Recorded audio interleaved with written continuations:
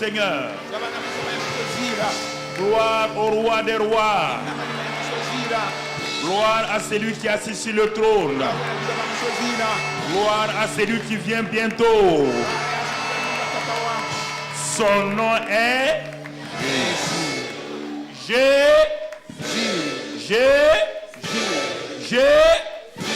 Alléluia. Sois béni, sois loué, Seigneur, pour ton peuple et tes serviteurs. Alors, ce matin, bien-aimés frères et sœurs, nous avons vu la dernière fois, nous sommes dans le thème. Quel est le thème de l'année? Ah bon? Tu es en train de prendre conscience qu'il est en toi. Ce n'est plus une idée vague. C'est une réalité. Voilà, donc va avec cette réalité et que tu fasses des exploits au nom de Jésus. Que tu fasses des exploits au nom de Jésus. Car lorsque nous savons ces choses-là, le reste devient facile.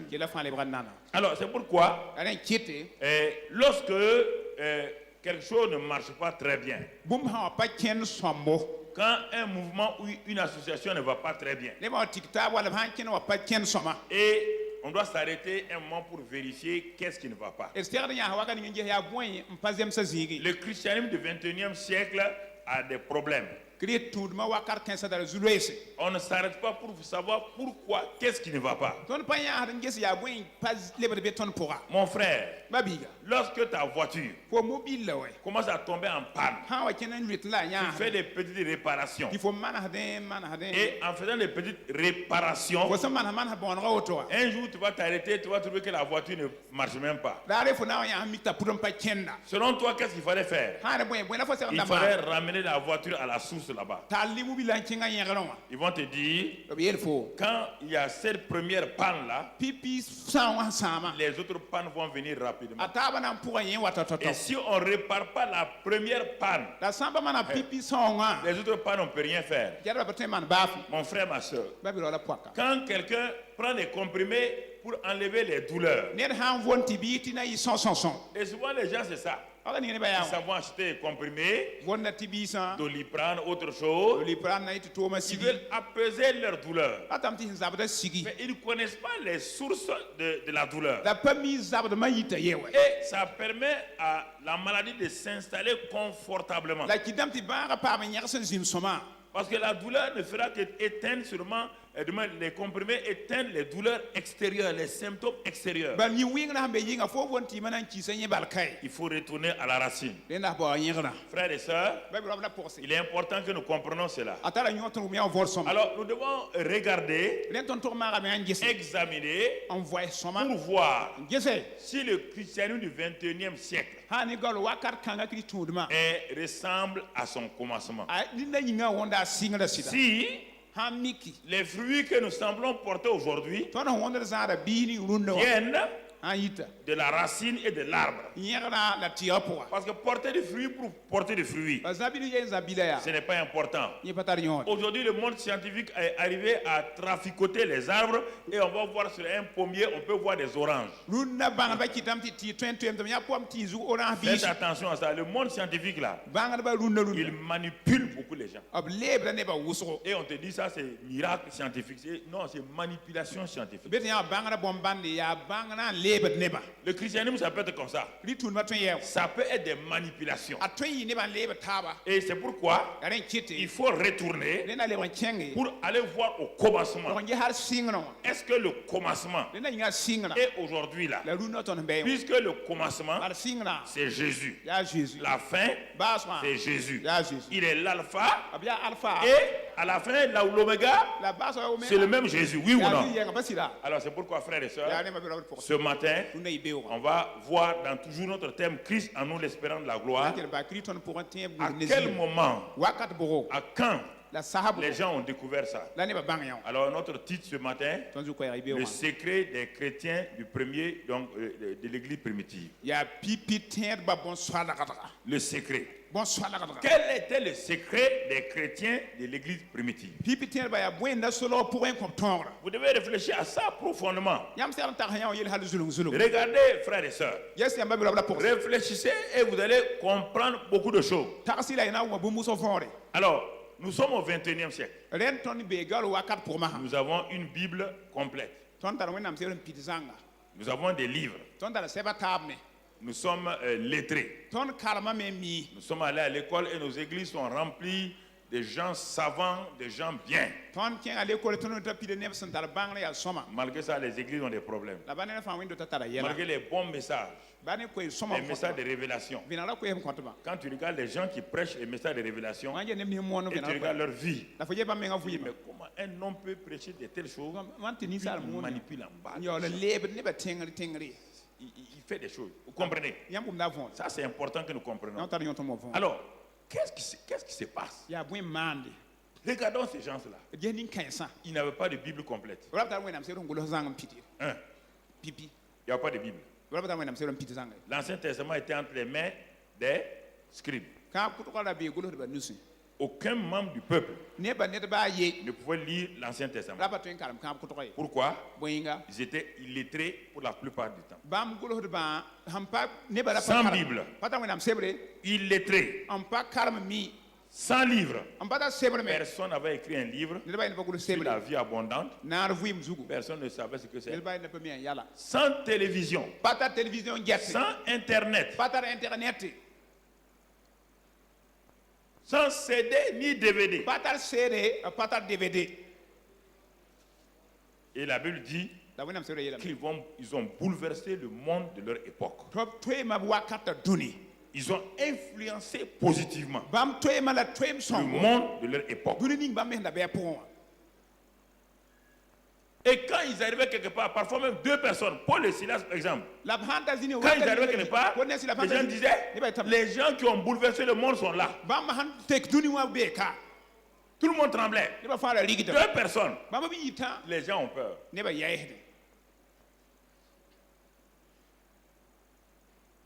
Regarde les grandes religions chrétiennes. Protestantisme avec toutes ces dénominations catholiques et tout. Et c'est parmi nous-mêmes qu'il y a des scandales. Et le monde nous regarde avec étonnement.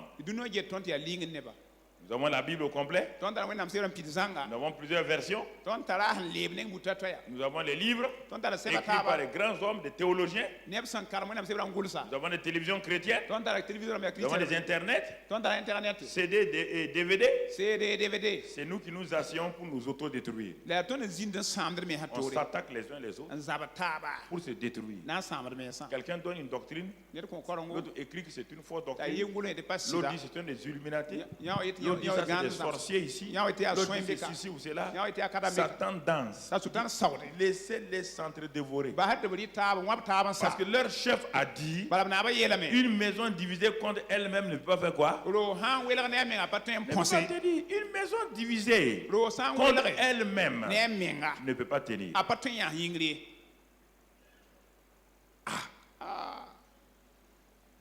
Une maison divisée contre elle-même ne peut pas tenir. Et les gens ne prennent pas conscience de ça. On va à l'église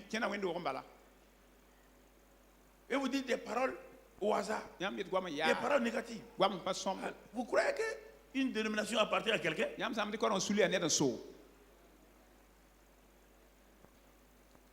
Alors, c'est pourquoi ces illettrés, ces analphabètes, partout où ils allaient, le monde romain avait peur. La puissance romaine dominait le monde. C'était la puissance militaire, politique, sociale, économique. Mais ces petits groupes de disciples de Jésus-là n'ont pas eu peur de ces gens-là. Ces petits groupes de gens de Jésus-là, hommes et femmes, quand ils se tenaient quelque part, tout le monde tremblait. L'Empire romain tremblait dans ses fondements. Sans Bible. sans télévision, sans internet, sans livre. Ils ne savent même pas écrire. Ils ne savent pas lire. Quel était leur secret? Si tu ne retournes pas là-bas, mon frère, ma soeur, tout ce que tu veux là, tu vas les avoir. Mais la racine n'étant pas bonne, tu as des problèmes. Le christianisme n'est pas une religion. Et ce n'est pas une épicerie ni un supermarché. Où chacun rentre, il choisit ce qu'il veut. Moi, je veux des bonbons. Moi, je veux des salades. Non, non, non. Le christianisme, il y a une porte. Une seule porte. Et pour rentrer par cette porte-là, il faut d'abord la reconnaître. Faites attention. Vous qui voulez enseigner les gens, vous qui voulez aller toucher les gens, soyez sûr que ce que vous donnez aux gens là, c'est la vie. Quand on parle de secret, le secret qui ne transforme pas ta propre vie n'est pas un secret. La Bible dit que les choses cachées sont à Dieu, c'est vrai. Mais les choses révélées, comme Deutéronome 29, 29, les choses révélées sont à nous et à nos enfants afin que nous les mettons en pratique. Tout secret que tu prêches, tu révèles aux gens et que tu ne mets pas en pratique. Mon ami, les gens peuvent t'applaudir, mais tu es un hypocrite. Un hypocrite. Il y a trop d'hypocrites dans les chrétiens. Moi j'ai tel secret maintenant, j'ai telle révélation maintenant. Mais quand il regarde ta vie, là, il n'est même pas capable d'être honnête. Un chrétien qui n'est pas honnête et qui prêche des secrets, il n'est même pas intègre. Il ment comme il boit. Il trompe les gens. Quel est ce secret? Un secret qui ne change pas ta vie. Donc, vous comprenez? Quel était le secret? Les gens mouraient au milieu d'eux pour avoir simplement menti. Quand quelqu'un mentait au milieu d'eux, il tombait de mort. Et on dit, il y a quelque chose ici.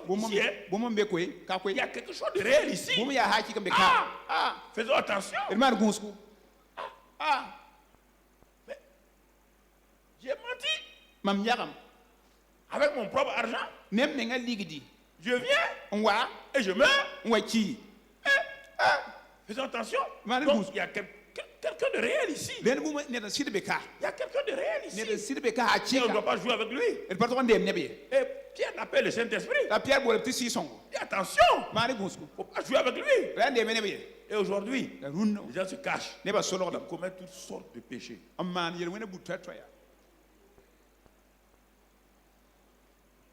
Le secret des chrétiens de l'église primitive.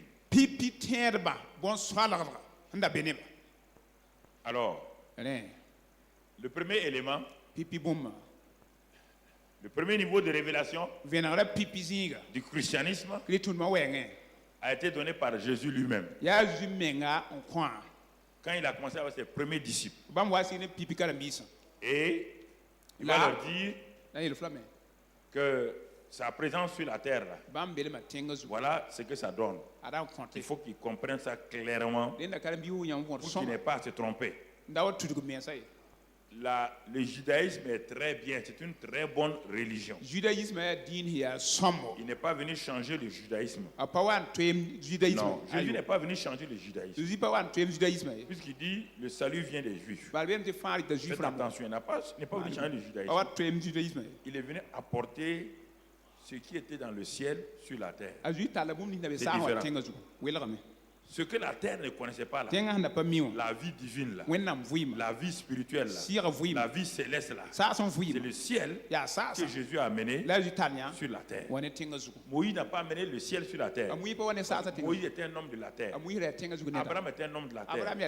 Et la Bible dit, Jean-Baptiste dit, que celui qui vient d'en haut là, c'est celui qui dit, les choses qui sont là. Et Jésus dit à Nicodème, si je te parle des choses terrestres, tu ne comprends pas. Quand je vais te parler des choses célestes, là, tu vas comprendre ça. Donc, Jésus vient du ciel. Il est venu nous révéler qu'est-ce que le ciel veut sur la terre. Qu'est-ce que le ciel attend de toi et de moi. Qu'est-ce que le ciel veut de toi et de moi. Il n'est pas venu créer une religion pour qu'on fasse ce qu'on veut. Est-ce que nous comprenons ça? Il est venu nous dire, voici la pensée du ciel, la pensée originelle du ciel. Quand il a créé Adam, c'était ça. Adam a troublé le programme. Il renvoie le second Adam, le dernier Adam, pour venir mettre en place ce que le premier Adam a fait. Simplement.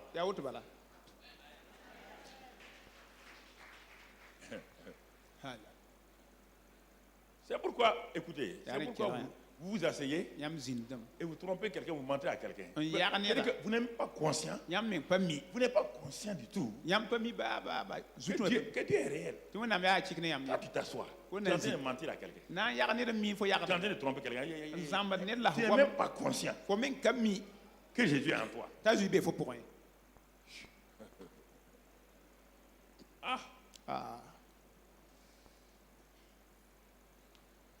Je veux que vous digérez ça. Christ à nous là. Christ à nous, l'espérance de la gloire là. C'est le secret des secrets.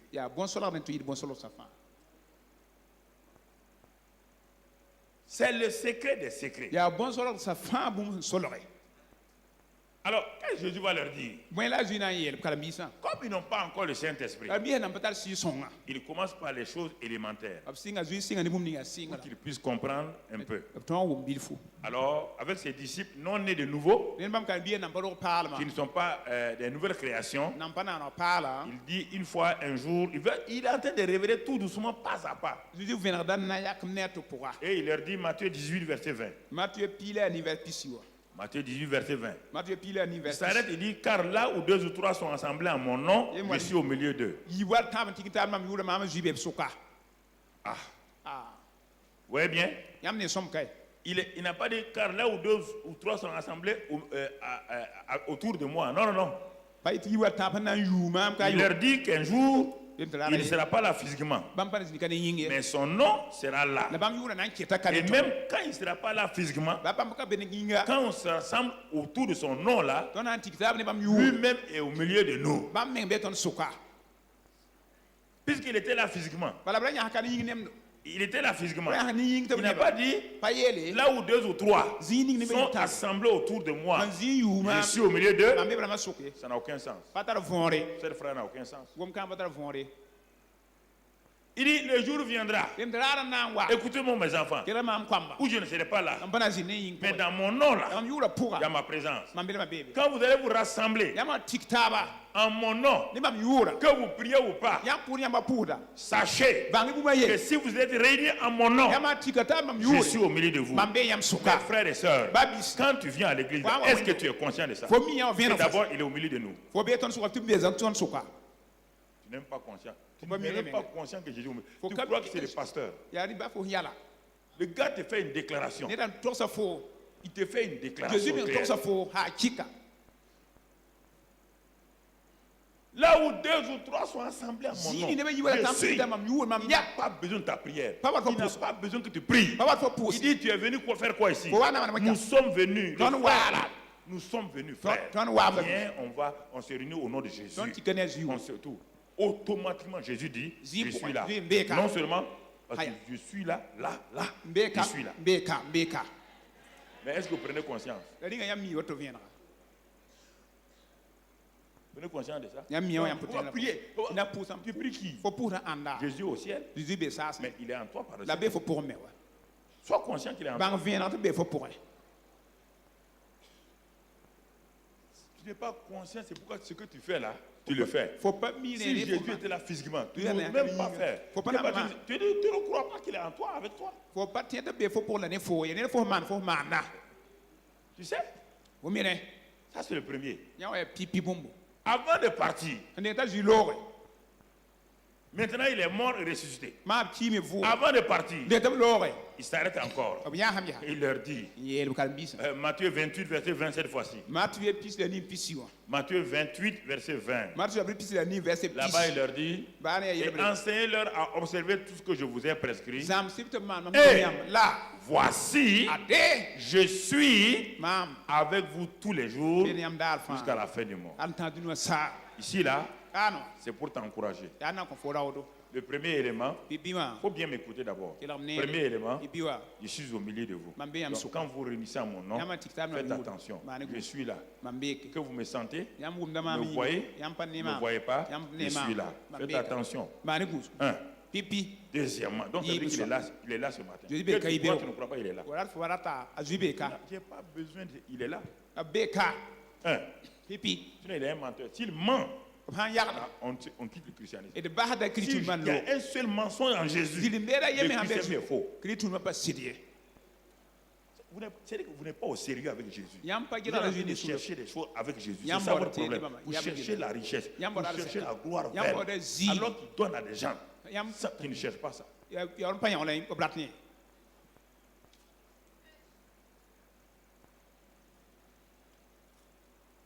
Je suis avec vous. Et maintenant, pour nous encourager, je te dis, partout où tu iras, moi je serai plus sur la terre physiquement, partout où tu iras, n'importe quel endroit, dans le trou haut, dans l'avion haut, sur la lune haut, n'importe où, je suis avec toi tous les jours. Ça veut dire attention à ça. C'est une arme à double tranchant. Il est avec toi face à tes ennemis, mais il est avec toi aussi quand tu fais des bêtises. Il est là et te regarde. Il dit ah bon, c'est ça, hein? C'est ça, tu honores ma présence. Je suis là et tu fais ça. Je suis là et tu fais ça. Non, tu ne crois pas?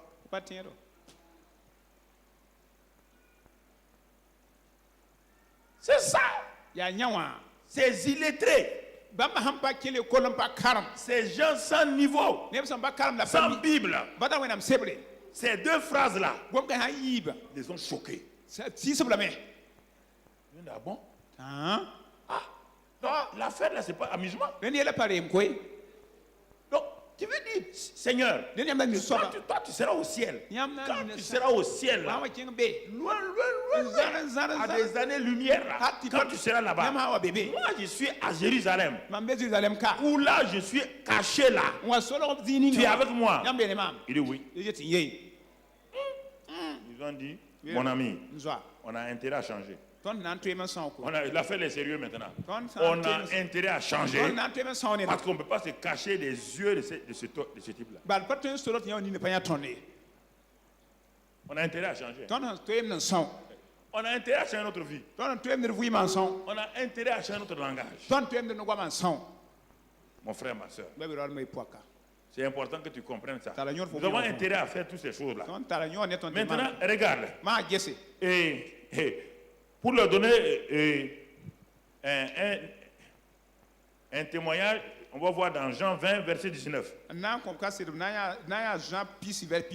Il va leur montrer ça sur la terre avant d'aller. Jésus est mort. Il est ressuscité le troisième jour. Troisième jour, on te dit le soir de ce jour, le jour de sa résurrection, qui était le premier de la semaine. Donc dimanche n'est pas le dernier jour, dimanche est le... C'est quelqu'un qui a été fâché contre les Juifs, il a changé pour mettre ça dimanche. Sinon, il a mis ça lundi. Voilà. Je ne veux pas vous dire ça, sinon les gens vont se fâcher encore que je parle mal de leur chef. Donc dimanche est le premier jour. Donc, le soir de ce jour qui était le premier de la semaine, les portes du lieu où se trouvaient les disciples étaient fermées à cause de la crainte qu'ils avaient des qui? Des Juifs. Écoutez maintenant. Écoutez, si vous ne connaissez pas la vie chrétienne, regardez notre chef. Regardez-le. Si les sorciers n'est pas sorcier, vous le saurez. Regardez, les portes sont quoi? Les portes sont quoi? Les fenêtres sont quoi? Ok. C'est ça que les gens disent. Les gens ne comprennent pas les choses. Pour rien, sorcier. C'est parce qu'ils connaissent ils sont sorciers qu'ils connaissent les sorciers. Regardez. Les disciples, est-ce que les juifs pouvaient rentrer? Est-ce qu'un homme physique pouvait rentrer là où il était? Est-ce qu'un homme en chair pouvait rentrer? Au moins, je vais fermer. Brusquement, il voit qui? Jésus au milieu d'eux. Ils ont dit, hein? Donc, ce que le type l'a dit là, on doit commencer à faire attention. Hein? Il dit, mais tu es rentré par quoi? Il dit, je suis la porte. Moi-même, je suis la porte. Je suis la clé. Toutes les clés, c'est moi. Il n'y a rien qui peut te fermer devant moi. Ils ont dit, ah, maître, vraiment, toi là, tu es quelqu'un. Tu es quelqu'un. Est-ce qu'ils étaient en train de faire une étude biblique? Pierre savait lire. Il faisait une étude biblique. Ils étaient là par peur. Par peur. Uniquement ils sont allés s'enfermer par peur. Quand ils entendent un bruit, est-ce qu'ils étaient en train de prier? Prier, combattre la foi là. Quelle prière de la foi? Quelle prière de la foi? Il était là. Par peur des Juifs. Ils ont fermé les portes seulement par peur, pas pour prier. Pas pour chercher la foi de Dieu. Non. Par peur, ils ont fermé. Par peur, ils ont fermé. Comprenez ce que je vous dis. Ça va vous aider beaucoup. Et votre vie chrétienne sera facile. Votre vie chrétienne sera facile.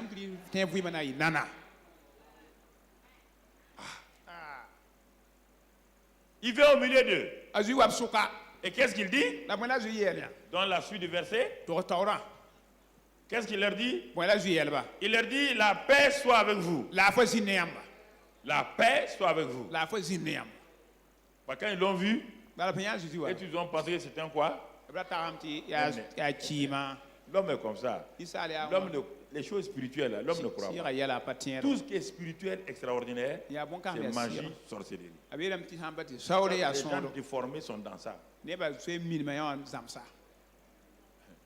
dit, la paix soit avec vous. Quand il dit cela, il leur montra ses mains et son côté. Et les disciples firent quoi? Furent dans la foi en voyant le... Ça, il n'est pas encore monté au ciel définitivement. Il était monté seulement à aller montrer ce qu'il a fait au Père. Mais il est venu pendant 40 jours maintenant pour éduquer la pensée de ses disciples. Vous voyez ce que je vous avais dit là? 2 ou 3 sont assemblés, mon Dieu, je suis au... Vous avez vu? Vous êtes rassemblés ici à cause de qui? À cause de mon nom. Je ne suis pas venu. Tu es venu. Une expérience vaut mieux que 1000 études. Ils ont dit, hein? Donc ce que tu as dit là, mais voilà l'application. Voilà l'application. Voilà l'application. Moi je ne dis pas des choses théoriques et puis non, je dis et je fais la chose. Mon frère, ma soeur, regarde. Ce n'est pas fini. Il va apparaître de plusieurs manières comme ça pour montrer à ses disciples que c'est vrai. Ça, ils étaient encore nombreux. Maintenant, un jour, dans Luc 24, verset 1, on va nous donner une autre expérience là-bas. Luc 24, le premier jour de la semaine, toujours, ouais, bien. Bon, ça c'est le grand nombre de disciples, il est apparu au milieu d'eux. Ce même jour-là, tout le monde n'a pas attendu. Tout le monde n'a pas attendu. Certains étaient découragés, ils sont partis. Et ceux qui partaient là, on va sauter au verset 13. On va sauter au verset 13. On va laisser le verset 1 là, vous allez le lire après. Bon, verset 13. Parce que les pierres sont parties, n'ont pas cru, ils sont tous. Verset 13 maintenant. Et voici ce même jour. Ce même jour-là. Cette fois-ci, c'est 2 disciples. Laisse le verset comme ça, 2 disciples. Il a dit, là où 2 ou 3 sont, il a apparu dans la chambre haute. Là, il y avait la plupart des disciples. Maintenant, c'est 2 disciples qui sont découragés. Ils sont en train de partir à Emmaüs. Mais ils parlent de qui? Dans leur causerie, ils parlent de qui? Hein? Ils parlent simplement de Jésus. Ils disent son nom simplement. À cause de ça seulement, tu vas venir. Ils sont en train de parler de lui. Même avec négativement, non, on croyait que Jésus là, allait faire comme ça. Il dit son nom. Il dit au Père, ils sont en train de m'appeler quelque part. Il y a 2 de mes disciples qui m'appellent quelque part. Ils ont peur, ils ne savent pas, mais ils ne comprennent pas. Je vais aller les voir. Et il dit, les 2 disciples allaient à un village nommé Emmaüs. Et la suite maintenant, éloigné de Jérusalem de 60 stades. Et ils s'entretenaient de tout ce qui s'était passé. Ils s'entretenaient sur les ânes. Qu'est-ce qui s'était passé? La mort de qui? Il parlait donc de qui? De Jésus. Bon, continuons. Ils s'entretenaient. Quand vous vous réunissez quelque part, vous vous entretenez de Jésus. Il est content. Si vous vous rassemblez, vous vous entretenez sur le dos de vos frères en les critiquant, vous ne le verrez jamais. Il va dire, bon, sautons ici, allons dans l'autre maison. Là. Cette maison-là est en train de parler négativement. Allons dans l'autre maison. C'est pourquoi chaque fois il saute ta maison. Quand il vient, il dit,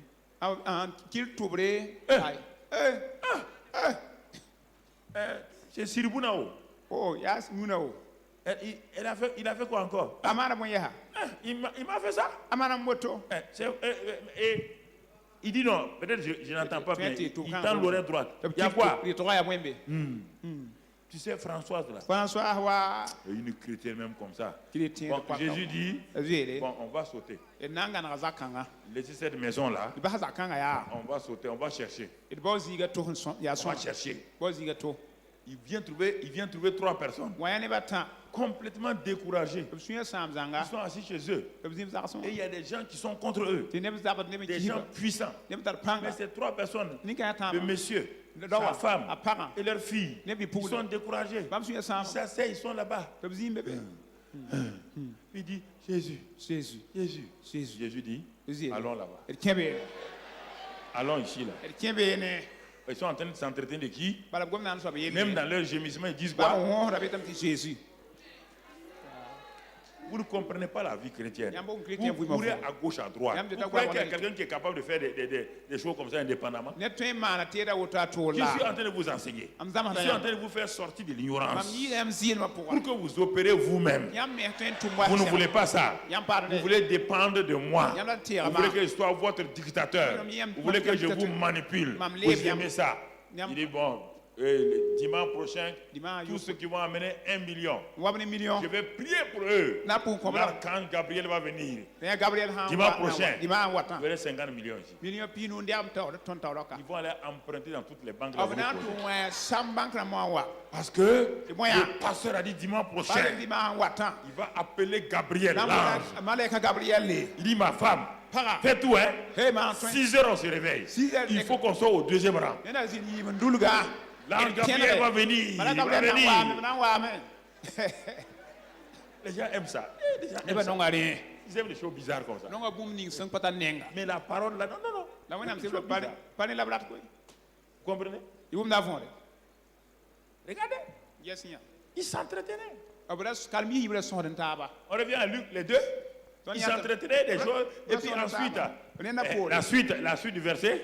Pendant qu'ils parlaient et discutaient, Jésus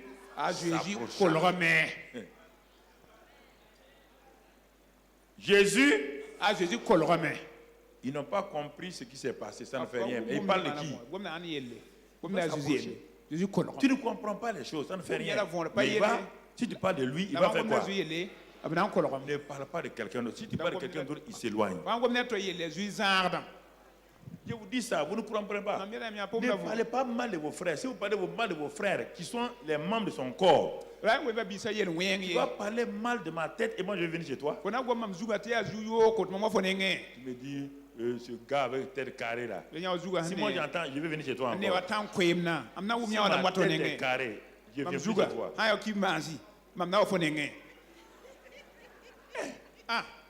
Et chacun des chrétiens est membre du corps de Christ. Si tu insultes quelqu'un qui est simplement le petit doigt là, tu as insulté qui? Jésus lui-même. Il va venir chez toi. Voici le problème des gens. Ah, l'autre a fait comme ça. Non, ne parle pas mal de tes frères. Ils sont les membres du corps de Christ. Respecte-les. Honore-les. Bénis-les. S'il y a une mauvaise chose, va t'entendre avec eux. Ma soeur, ce qu'on a fait hier là, c'était pas bien. Bon, j'ai mal réagi. Pardonne-moi. Et puis elle dit pardonne. Vous êtes les membres. Tous les jours, la langue et les dents travaillent ensemble. C'est rarement qu'ils se mordent. Oui ou non? Mais le jour que les dents mordent la langue, tu es content? Mais pourtant, ils travaillent ensemble, non? Mais quand les dents ont mordu la langue, là, ils ne se réconcilient pas? Rapidement, ils se réconcilient. Sois comme ça. Sois comme ça. Réconcilie-toi avec les gens. Il n'y a pas de bagarre. Réconciliez-vous les uns les autres. Honorez-vous les uns les autres. Et le Seigneur est avec vous. Frères et sœurs, écoutez ces choses-là, ça va vous aider. Jésus s'approcha et fit route avec eux. Mais leurs yeux les empêchaient de le reconnaître. C'est pas un problème, il s'est approché quand même. Il est venu quand même. C'est pourquoi depuis que tu as commencé le chemin pour aller vers le ciel là, Jésus s'est approché de toi plusieurs fois, tu l'as pas reconnu. Parce que tes yeux spirituels étaient empêchés de le reconnaître. Et c'est pourquoi il m'a dit, parle-leur pour qu'ils enlèvent les voiles. Continue à les amener comme ça. Un jour, eux aussi vont voir comme toi-même tu vois. Oui, frère. C'est pourquoi je m'acharne à vous dire les mêmes vérités sous plusieurs angles. Donc ça c'est le premier niveau du secret des chrétiens de l'église primitive. Alors, donc, frères et sœurs, quand vous regardez ça, versets 31 et 32, on va sauter aller au 31, 32. 31, 32. Du même Luc 22, 24 là. Alors, leurs yeux s'ouvrirent. Vous voyez maintenant. Jésus s'est approché, ils ne l'ont pas reconnu. Leurs yeux étaient fermés. Mais quand il a continué à s'entretenir avec eux, leurs yeux, c'est ça que je fais. Je ne fais rien d'autre. Leurs yeux s'ouvrirent et ils le...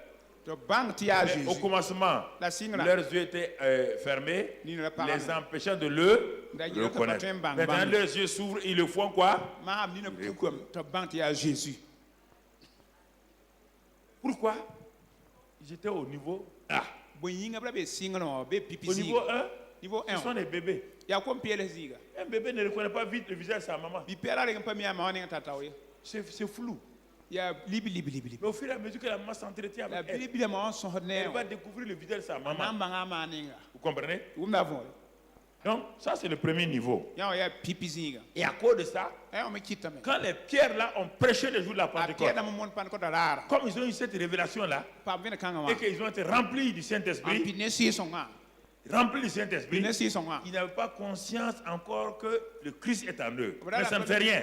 Quand il a prêché, il a eu 3000 personnes. Regardez, il a commencé à affecter ces 3000 personnes là. Acte 2, on va terminer avec le premier niveau. Acte 2, ils étaient chaque jour tous ensemble assidus au temple. Je te pose la question. S'il n'y avait pas quelque chose de réel là, il peut être tous les jours au temple. Non. Tous, hein? Est-ce qu'on a dit quelques-uns? Tous assidus au temple, ils rompaient le pain dans les maisons. Non seulement réunion dans les temples, réunion aussi où? Dans les maisons. Temple, quand ils quittent là-bas, on va dans la maison. Ils continuent là-bas les choses. Pourtant, ils n'ont aucun verset. Ils n'ont pas de Bible. De quoi ils parlaient? Ils parlaient de la réalité de Jésus. Hier, moi, j'ai expérimenté ça. La fête de Jésus, c'est vrai. Hein? Hier, demande à ma femme. On a demandé comme ça là. On a vu. Il a répondu. Donc, Jésus est réel. C'est ça la vie chrétienne. Il est réel. Dans la maison, il rompait les pains. Il rompait les pains. Et qu'est-ce qu'il faisait ensuite? Regardez. Et prenaient leur nourriture avec joie et simplicité de cœur. À cause de ça, regardez ce que le Seigneur va faire. La suite, résultat, le Seigneur fait quoi? Louant Dieu, il louait Dieu dans les maisons, dans les temples, et trouvant grâce auprès de tout le peuple. Ceux qui ont crucifié Jésus là, mais ils voient leurs disciples, ils voient ses disciples, malgré les persécutions, ils sont en train de faire quoi? Louer Dieu. Et ils trouvaient grâce auprès du peuple. Et la suite là, la suite. Et le Seigneur faisait quoi? Ajoutait. Qui faisait? Qui travaillait? Le Seigneur ajoutait tous les 3 mois. Chacun ou ceux qui étaient, ils ont fait une étude biblique sur l'évangélisation. Ils ont fait une étude biblique comment amener quelqu'un à Christ. Simplement la vie qui était en eux. C'est ça la vie chrétienne. C'est la vie qui est en toi là. Quand tu vas au travail, tu dis, ah madame, il y a quelque chose en vous. Quand vous voyez, quand vous allez au service, quand vous allez quelque part, on dit, madame, il y a quelque chose en vous, on ne comprend pas. Les gens sont étonnés parce qu'ils sentent il y a quelque chose en vous. Vous êtes différent des autres. C'est ça qui attire les gens. Paul partait vers Rome. Il arrive dans un village. Il s'assoit. Et il faisait froid. Les gens ont allumé le feu pour se chauffer. Comme on le fait au village là. En décembre, on allume le feu. On court. Il y a quelqu'un qui amène tout le temps de l'herbe. Il met et il y avait de l'herbe sèche quelque part. Comme le feu diminuait, Paul a pris un tas d'herbe pour mettre dans le feu là, brusquement. Tous ceux qui étaient là, les villageois, ont vu une vipère autour de la main de Paul. Tout le monde était assis. On dit, le type là a dit que lui il est bon. Maintenant la justice de Dieu est en train de montrer que le monsieur là est méchant. Et la vipère l'a mordu. Qu'est-ce que Paul a fait? Il a jeté la vipère là, il a secoué, il a mis dans le feu. La Bible dit que tout le monde était assis. Ils ont déjà vu ça plusieurs fois. Que cette vipère là, quand ça tu gonfles, ils ont dit le monsieur là va gonfler. Non, c'est un méchant. Il va gonfler. Il va gonfler. Paul ne gonfle pas. Paul n'a pas de vertige. Paul n'a pas de problème. Ils ont changé d'opinion. Ils ont dit c'est un Dieu. Les hommes sont comme ça. Ils changent d'opinion rapidement. Du jour au lendemain, vous êtes bon. Demain, vous êtes mauvais. Il dit jamais un homme n'a fait de grandes choses. C'est un homme merveilleux. Après il dit crucifie-le. Crucifiez-le. Il n'a pas le droit de vivre. L'homme est versatile. Si tu veux écouter l'homme, fais attention. Si tu condamnes ceux qui t'ont critiqué hier, demain, ils vont devenir tes meilleurs disciples. Maintenant, tu as un problème.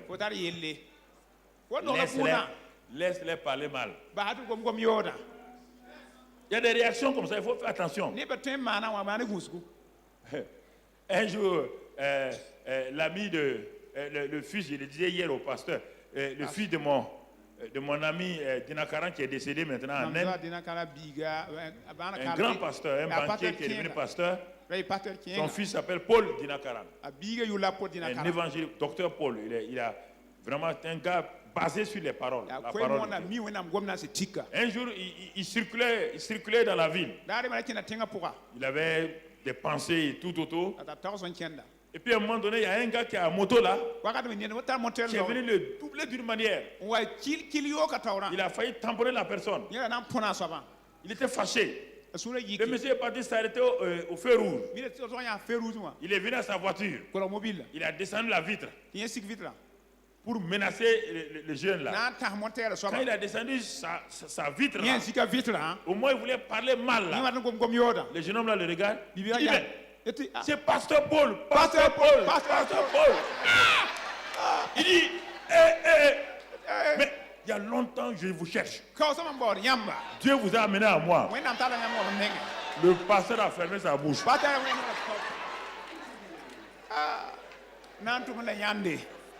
Voici un admirateur qu'il allait. Il allait le décapiter. Quand le gars a célébré le pasteur, après il a levé sa vitre, il dit Seigneur merci. C'est comme ça. Faites attention. Vos ennemis d'hier peuvent devenir vos amis de demain. Faites attention à ça. Aimez les gens. Bénissez-les. Vous ne savez pas pourquoi ils parlent mal. Laissez-les. Ils ont des problèmes. Les gens ont des problèmes. Vous voulez qu'il fasse quoi? Un homme qui est amer. Tu as déjà vu la vipère caresser quelqu'un? Quand la vipère mord, elle voit quoi? Le poison. Parce qu'elle est remplie de poison. Mais le jour que vous allez enlever le corps de la vipère, elle peut faire ça encore? Bien que le poison fait, est-ce qu'elle peut transmettre? C'est ça. Jésus est venu dans ce monde méchant. Regardez, tout seul. Un seul être du ciel venu sur la terre parmi ces millions d'hommes. Lui seul contre tous. Il a vaincu tout le monde par l'amour. Tout le monde était là. Après, il les a apaisés. Tout le monde s'est couché. Tout le monde là. C'est la force de Jésus. L'amour. L'amour.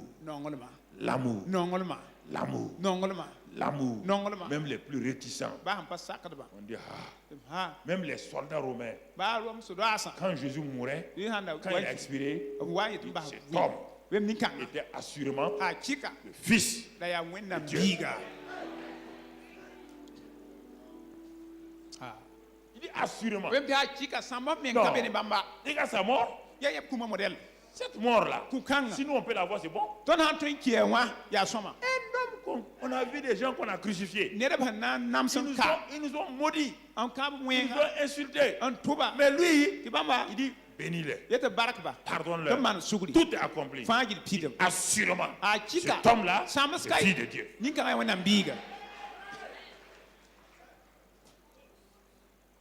On termine la première partie de la révélation. C'est ça que ça c'est l'église primitive bébé.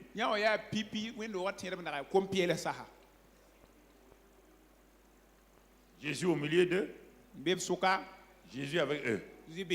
Mais ils avaient des résultats, oui ou non? Ils avaient des résultats. Mais maintenant Jésus est parti. Ils ont continué à opérer comme ça. Jusqu'au jour où quelqu'un va être converti, un ennemi de Jésus s'appelle Saul de Tarse. La deuxième révélation va venir avec l'ennemi principal de Jésus. Le gars s'est converti. Et il s'en va dans le désert d'Arabie. L'affaire là, c'est sérieux. Il faut que j'aille au pied du Seigneur pour savoir qu'est-ce que la vie chrétienne. Je suis déjà docteur. Je suis pharisien. La tribu de Benjamin. Si c'est la connaissance théologique que j'ai ça, je veux la connaissance révélationnelle.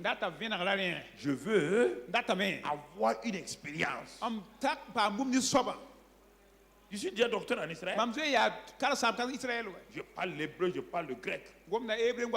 Et je suis citoyen romain. Oui ou non? Une fois quand les gens l'ont frappé, il s'est tué. Il dit bon, ceux qui l'ont frappé là, après, Paul ouvre la bouche. Il dit que lui, il est citoyen romain. Il dit quoi? Toi, tu es citoyen romain. Il faut faire pardon. Mais sinon, on va nous arrêter. C'est ça. Le gars, hébreu, grec, romain. Un intellectuel. Grand intellectuel. Pierre ne pouvait pas avoir ces révélations-là parce que son cerveau était trop petit. Son quotient intellectuel était trop petit.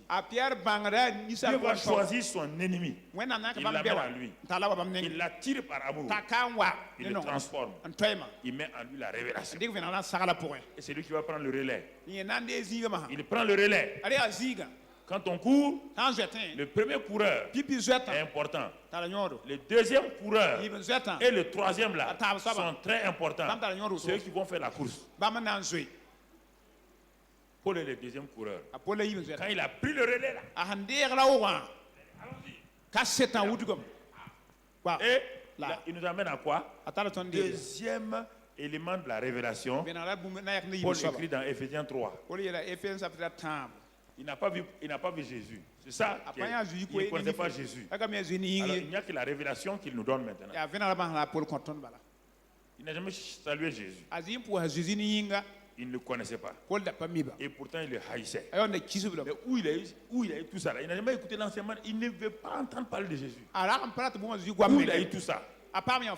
Éphésiens 3. Regardons quelque chose. Et au verset, c'est ça, si du moins, il parle, bon, vous avez appris quelle est la dispensation de la grâce de Dieu. Il est celui qui nous parle de la grâce plus profondément, qui m'a été donnée pour... Donc la grâce de Dieu m'a été donnée pour vous. Ça c'est un. Donc, Paul nous dit, il n'a pas connu Jésus. Ce qui fait qu'aujourd'hui il opère là, c'est la grâce de Dieu qui m'a été donnée. Vous n'avez pas besoin de dire, ah, il faut que je voie Jésus. Non. Vous n'avez pas besoin de dire, ah, si je pouvais voir Jésus. Les gens ont vu Jésus et ils sont morts sans avoir accepté. Il y a plein de gens qui sont dans d'autres religions que je ne vais pas dire. Jésus est venu se révéler à eux plusieurs fois. Ils ont refusé et ils sont morts. Voilà. Donc, ce n'est pas le fait que Jésus vienne avoir chambre qui est important. La grâce m'a été donnée pour vous. La suite, qu'est-ce qu'il dit? C'est par révélation. Vous voyez bien? Il ne peut pas dire autre chose. Ce n'est pas par connaissance physique. C'est par révélation que j'ai eu connaissance du mystère sur lequel je viens d'écrire en peu de mots. C'est par révélation. Quel est ce mystère-là? Mon frère et Paul, verset 4. Verset 4. En les lisant, vous pouvez représenter l'intelligence que j'ai du mystère de Christ. Jésus a parlé à ces gens. Le Jésus physique a parlé à ces gens. Il n'a pas révélé ce mystère parce qu'il ne pouvait pas comprendre. Maintenant, qu'ils sont remplis du Saint-Esprit, ils sont encore des bébés, ils ne comprennent pas. Il leur faut maintenant un enseignement de révélation. Dieu suscite quelqu'un appelé Paul. Et il va leur dire que lui, il a reçu ce mystère-là, le mystère de Christ. Pas de Jésus que Pierre ont connu. Christ, la dimension supérieure. Puisque Pierre a dit le jour de la Pentecôte, c'est Jésus là, à qui Dieu a rendu témoignage là, Dieu maintenant l'a élevé et a fait de lui Seigneur et Christ. Mais Pierre n'a jamais pu expliquer. C'est Paul qui vient. N'ayant pas vu ce Jésus-là, lui il commence sa vie par Christ. Comprenez? Il a assumé, dès qu'il a reconnu que Jésus est le sauveur là, c'était rapide. Il n'a pas duré là-bas. Il n'a pas duré à l'école primaire, la révélation. Il y a des gens qui durent à l'école primaire de la révélation. Ils redoublent, ils quadruplent, ils sont redoublants permanents là-bas. Ils n'avancent pas. Quand vous leur prêchez, où est pasteur je sens mes os ont frémi. Ça, c'est l'école primaire. Pasteur, non. Ce que vous dites là, ce que vous avez prêché aujourd'hui, tout mon corps a travaillé comme ça. Ça, c'est bébé encore. Regarde. Verset 6. Quel est ce mystère-là? Et bon, il n'a pas été manifesté aux fils des hommes dans les autres générations. Bon, ça c'est. Paul dit, vous voyez là, c'est ce que je vais vous dire là. Les autres générations n'ont pas connu ça. Donc, le gars se place bien. Il dit attention, hein. Je ne suis pas n'importe qui. La personne, les pierres n'ont pas connu ça. Les Abraham n'ont pas connu ça. Il dit, verset 6. 6. Ce mystère, c'est que les païens, son co-héritier, forment un même corps. Un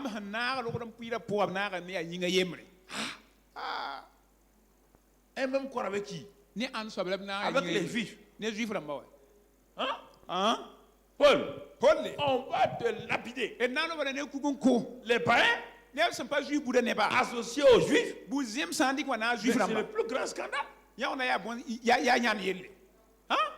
On dit oui, vous n'avez pas compris, c'était un mystère. Ça n'a pas été révélé aux autres générations. C'est révélé à moi maintenant. La suite, mon frère, ce mystère-là, les païens participent à la même promesse en c'est en Jésus-Christ qu'ils ont été quoi? Que les Juifs et les païens sont quoi? S'il n'y a pas Jésus-Christ, les Juifs restent Juifs et les païens restent païens. Mais le lieu de rencontre des Juifs et des païens, c'est qui? Mystère. Premier élément du mystère. D'abord, les gens étaient contre Paul. Ils ont dit non, tu déconnes. Deuxième révélation, Ephésiens 2, verset 22. Je prends ça comme c'est pas chronologique, mais je prends, c'est par Ephésiens 2, 22. Qu'est-ce qu'il est dit là-bas? Ephésiens 2, 22. C'était à côté, mon frère. Il dit en lui, Christ, vous êtes aussi édifiés pour être une habitation de Dieu en. Il est en train d'amener les gens tout doucement. Jusqu'à présent, Christ est au milieu de nous. Christ est avec nous. Il dit il n'y a pas de problème. Mais regardez vos vies là. Il n'y a pas d'équilibre. Il n'y a pas de paix intérieure. Votre homme intérieur est un bébé. Christ est avec nous. Il a fait de grands miracles. Oui, il n'a pas dit non. Allons à la dimension supérieure. Il dit ce mystère-là, quand il a fait ce corps-là, c'est pour que vous soyez une habitation de Dieu en. Il n'est pas seulement avec nous. Maintenant, il est où? Il doit être où? Mais il est en vous pourquoi? Nous sommes l'habitation de Dieu en esprit. Pourquoi? Pourquoi? Quelle est la raison? Quel est le but? Frères et sœurs, c'est en ce moment-là, Paul va les amener à un premier pas de révélation. Galates 2, verset 20. Galates 2, verset 20. 2, verset 20. Il dit, écoutez-moi maintenant. Jusqu'à présent là, aucun d'entre vous n'a la révélation que la mort de Jésus là, c'était votre propre mort. Non, quand même. Nous, on était là. On a vu Jésus mourir à la croix.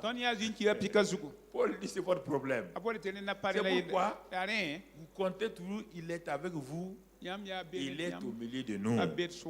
Mais maintenant, je vous donne le premier pas qui va vous aider. La mort de Jésus, là, c'était votre propre mort.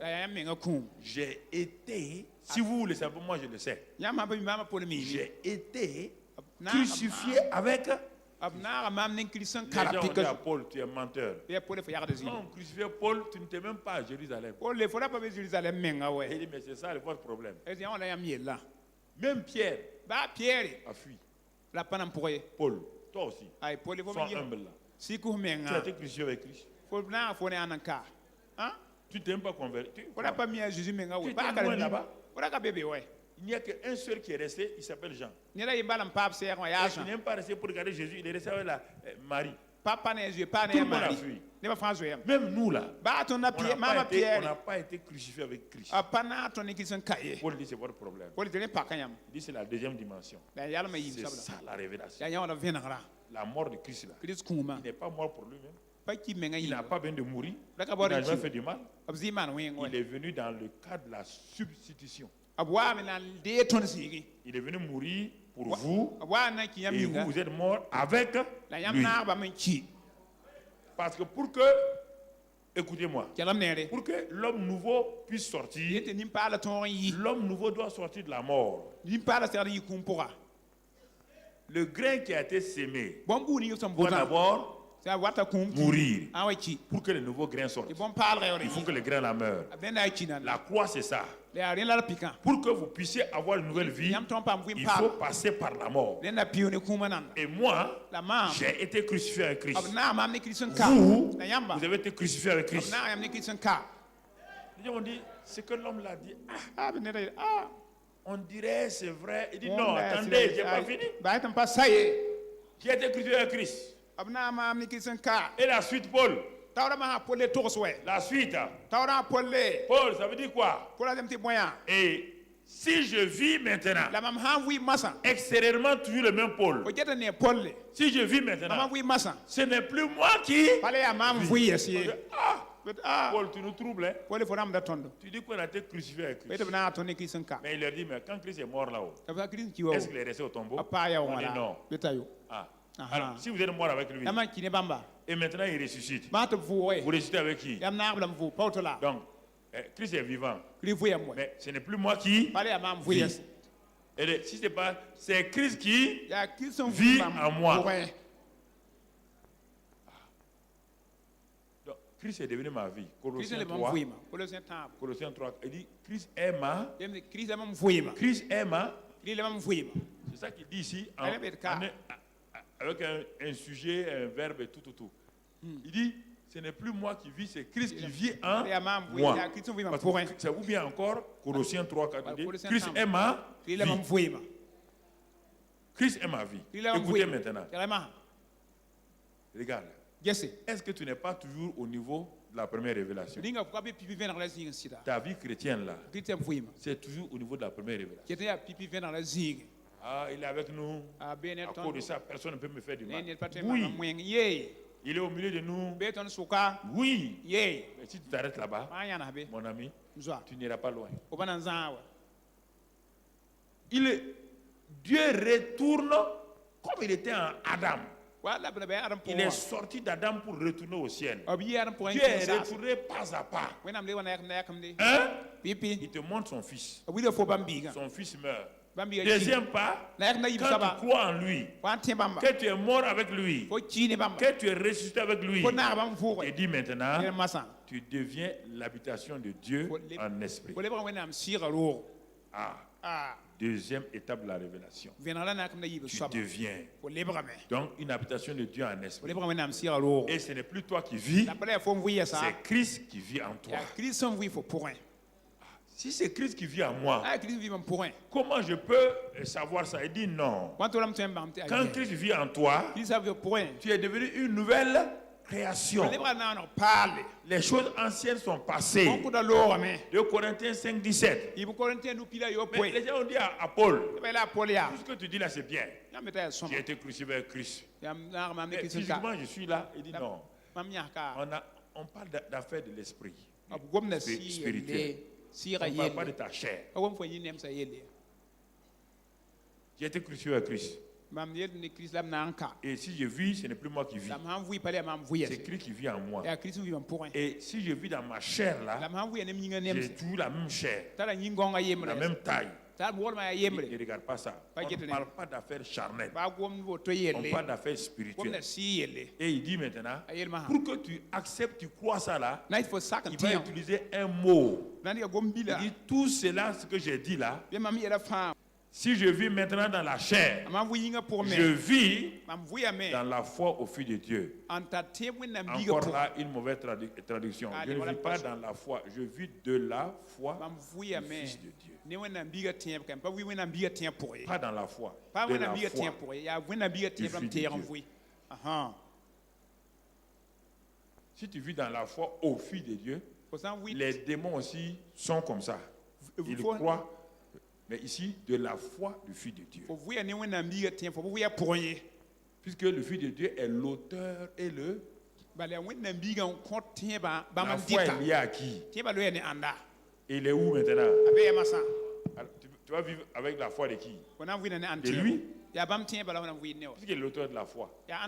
C'est ça, c'est par la foi qu'on accepte ça. Sinon, comment toi tu peux savoir, toi tu es noir ici, noir africain ici? Tu n'es même pas né en Israël. Regardez une chose. Tu es ici au Burkina.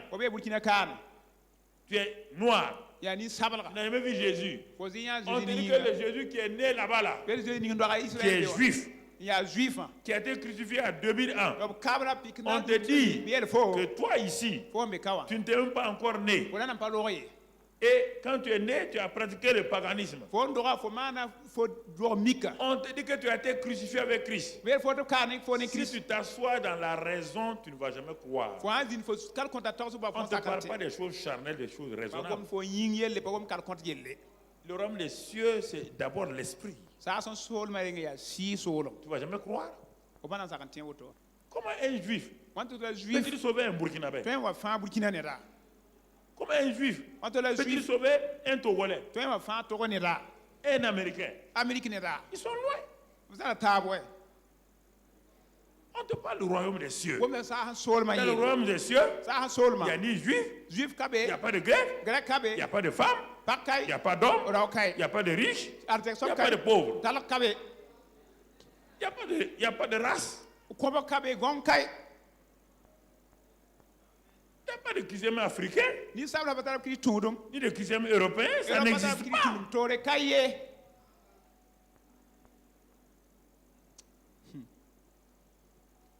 C'est ce qui bloque les gens. Et ça fait que, bon, ils sont complexés. Complexe d'infériorité.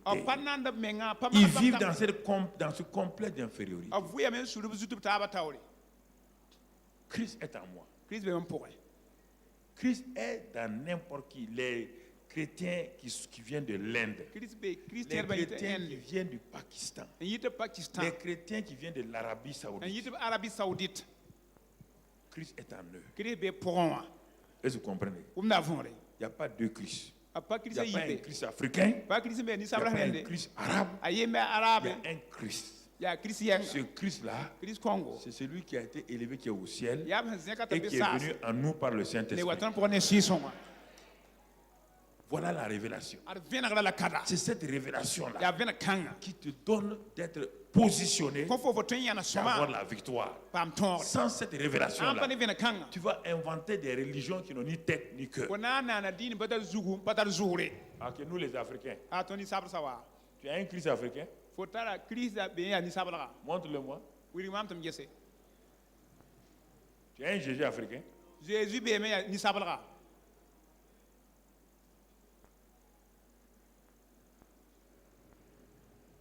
faut prendre la parole de Dieu.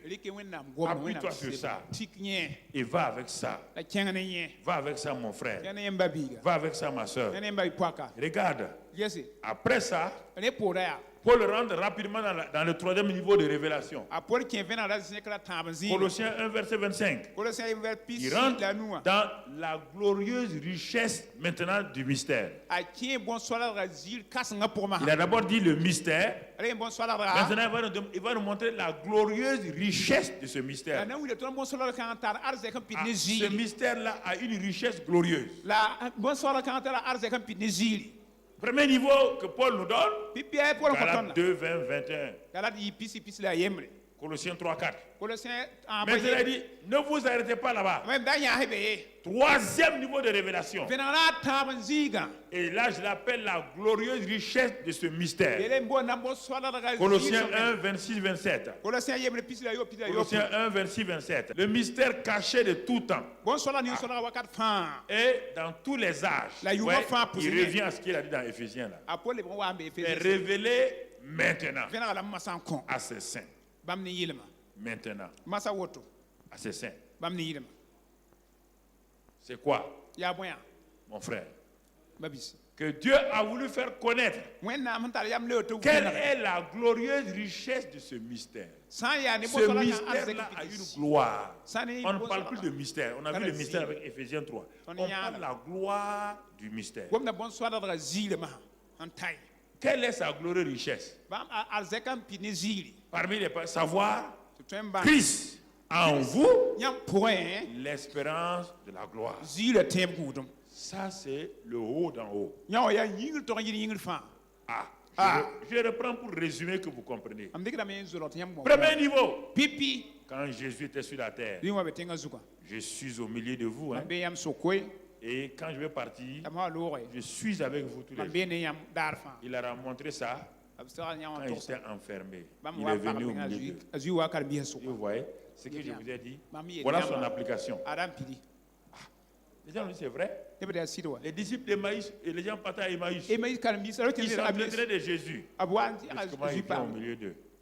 Là où 2 ou 3 sont assemblés à mon nom, je suis là. Donc, ce qu'il a dit là, c'est vrai. Ça, c'est le premier niveau de révélation.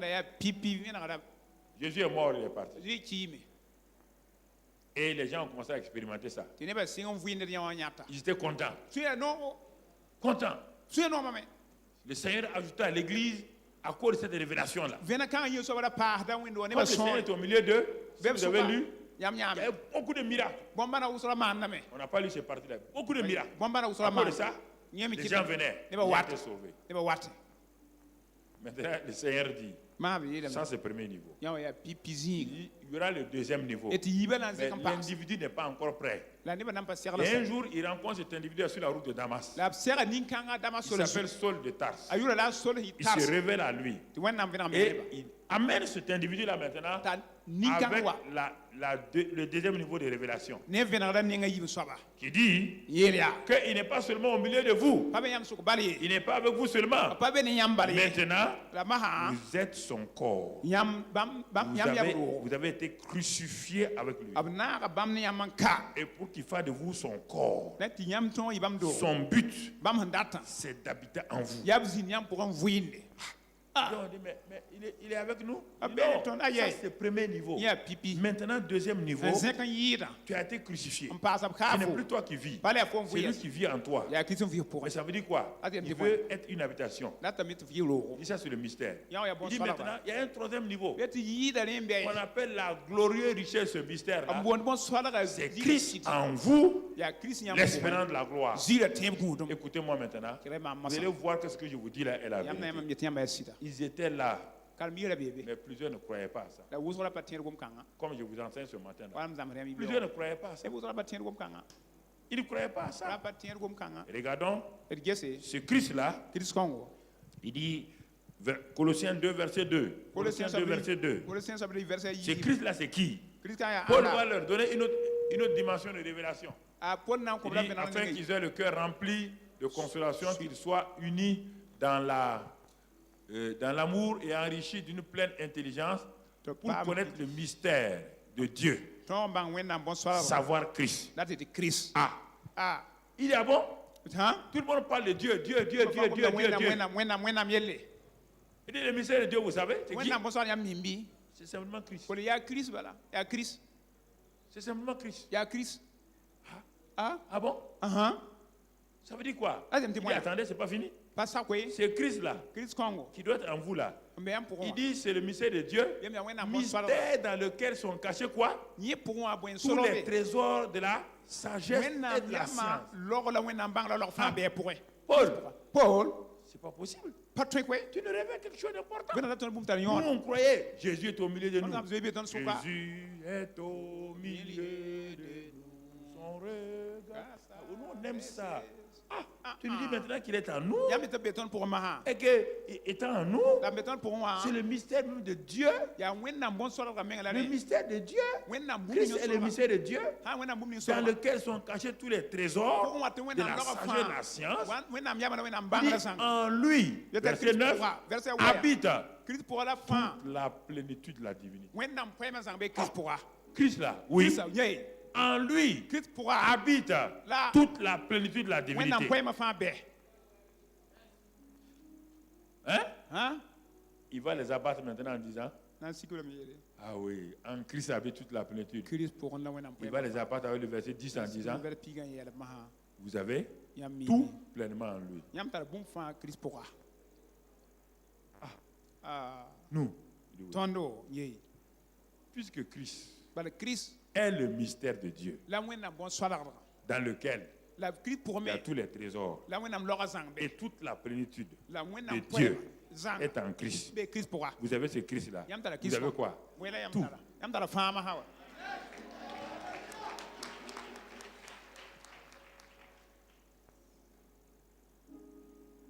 Ah, tu ne connais pas Dieu? Tu connais Christ? Mais tu connais Dieu? Tu connais Christ? Mais tu connais Dieu? Le mystère de Dieu, c'est qui? Sur la terre, là, c'est qui? Dieu en haut. Est-ce que tu peux le connaître? Est-ce que si Dieu décide, on peut le connaître? Il va tout remplir. Mais Dieu a amené ce mystère-là en qui? En Christ. Ce Christ-là, toute la plénitude de la divinité est en lui. Ce Christ est où? En toi. Les Corinthiens ont dit, Paul, tu mens. 1 Corinthiens 3,16. Les Corinthiens ont dit, Paul, tu mens. Ah, quand même, nous, regarde-moi. J'ai 1m55. Comment Dieu peut être en moi? Ah bon? Parce que tu crois que Dieu est cher? Est-ce que Dieu est cher? Si Dieu était cher, il ne peut pas rentrer en toi. Dieu est esprit. L'esprit rentre.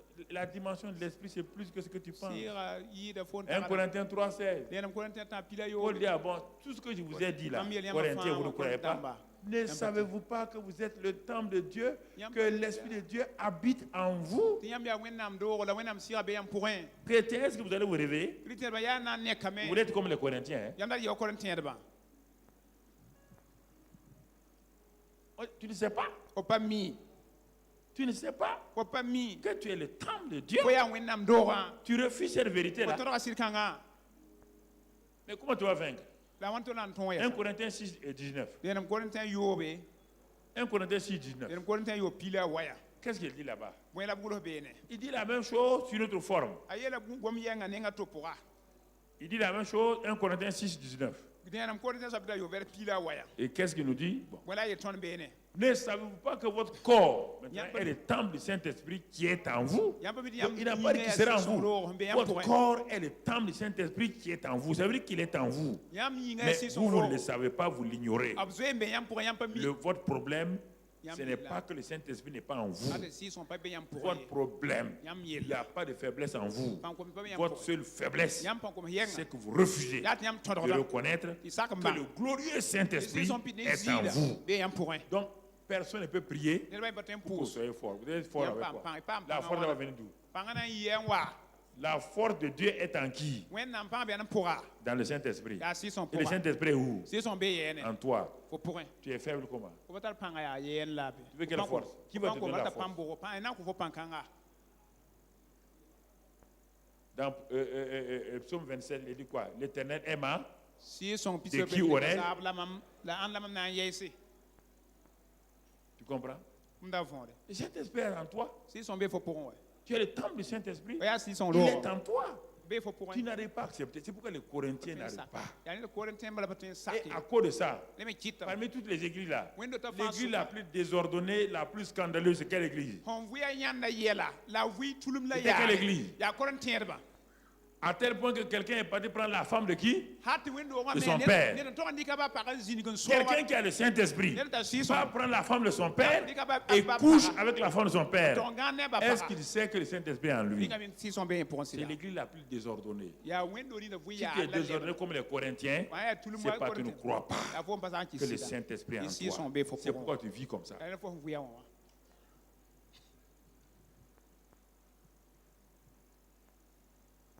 L'église la plus bagarreuse, c'est quelle église? Quels sont ceux qui s'amenaient en justice là? C'est quelle église? C'est Corinthe encore. Ils se convoquaient en jugement. Tout le temps.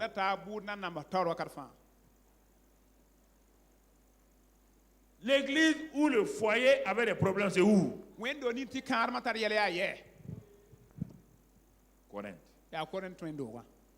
Parmi toutes les églises là, quelle est l'église où les femmes refusent de donner leur corps à leur mari? C'est quelle église? Et Paul a dit, femme, tu ne sais pas que ton corps là appartient à ton mari. Moi, mon corps appartient à mon mari.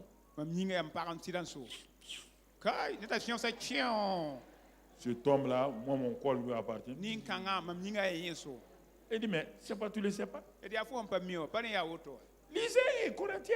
Tu seras étonné et tu vas voir que tu es une Corinthienne. Vous comprenez? Donc, vous savez, il y a des choses comme ça.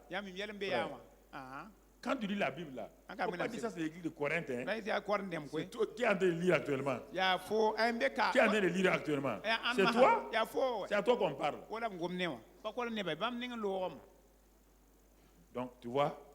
Et c'est pourquoi les pierres là, quand ils partaient quelque part, quand Pierre a su ça, il s'en va. Il dit au paralytique là, il n'est ni argent ni or. Mais ce que j'ai qui? J'ai son nom, j'ai sa présence, j'ai son esprit, j'ai tout avec moi. Lève-toi et... Il y a 50 jours, le gars a fui devant une petite fille. Une petite fille qui a dit, hey, tu es disciple de Jésus. C'est que moi, je n'aime pas ça. Vous aimez gâter les affaires des gens. Toi, tu m'as vu. La fille dit, Wallahi, je t'ai vu. Moi aussi, je dis, Wallahi, tu ne m'as pas vu.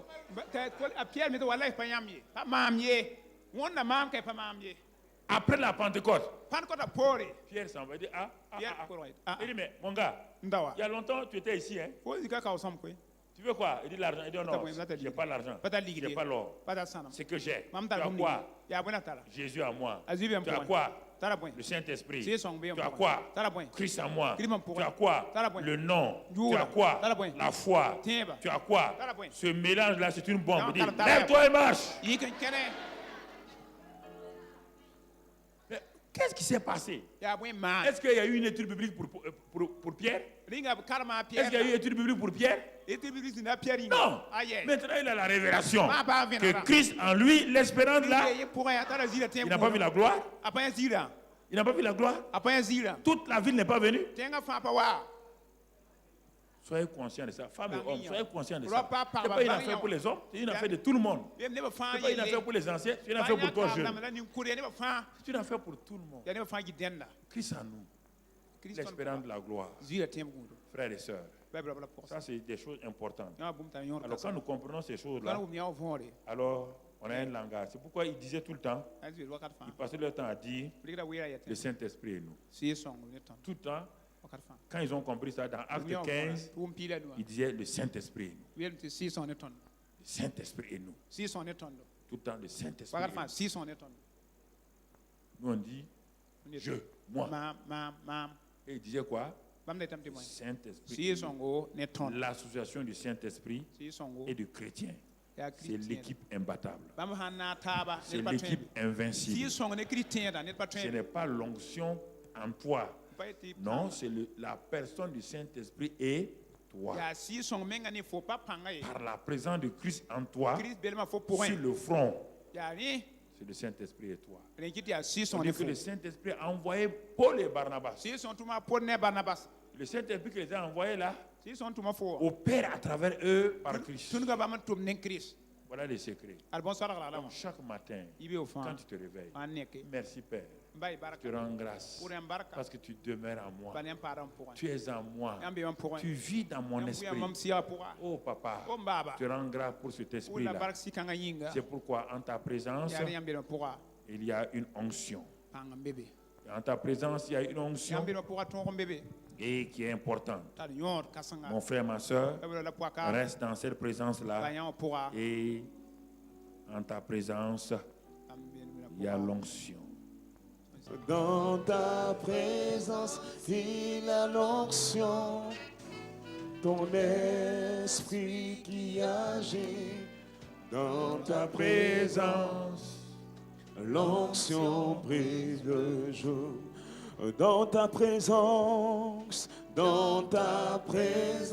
il y a l'onction, ton esprit qui agit. Dans ta présence, l'onction brise le oh, dans ta présence, il y a ton esprit qui dans ta présence, l'onction brise. Oui, dans ta présence, il y a l'onction, ton esprit qui agit. Dans ta présence, l'onction brise le jour. Dans ta présence, l'onction brise le jour. Dans ta présence, et l'onction brise le jour. Tout brille, tout joug ce matin est brisé dans ces vies-là. L'onction brise le jour. Dans ta présence, l'onction brise le jour. Vous avez lutté avec certains aspects de votre vie. Vous avez crié à Dieu. Vous avez même jeûné. Mais ça ne bouge pas. Le Seigneur vous a parlé à un moment donné, chacun d'entre vous, à un moment précis avec une parole. Et vous demandez comment cela peut se faire. Mais ce qu'on dit là, c'est bien. Mais moi, j'ai essayé ça. Je n'ai pas pu. C'est justement, comme il a dit, dans sa présence, il y a la joie. L'église primitive découvrait la joie dans sa présence. L'église primitive prenait joie de sa présence. L'église primitive ne cherchait pas la joie dans les choses. C'était le Christ, leur joie.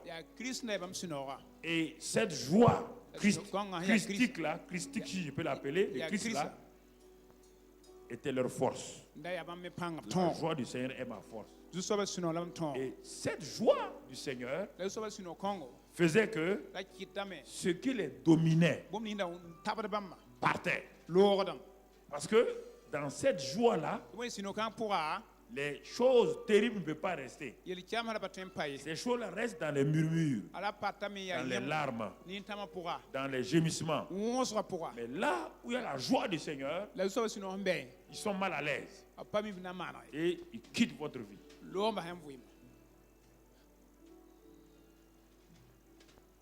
Tu as compris, jeune homme? Tu comprends ce que j'ai dit maintenant? Hein? N'aie pas peur.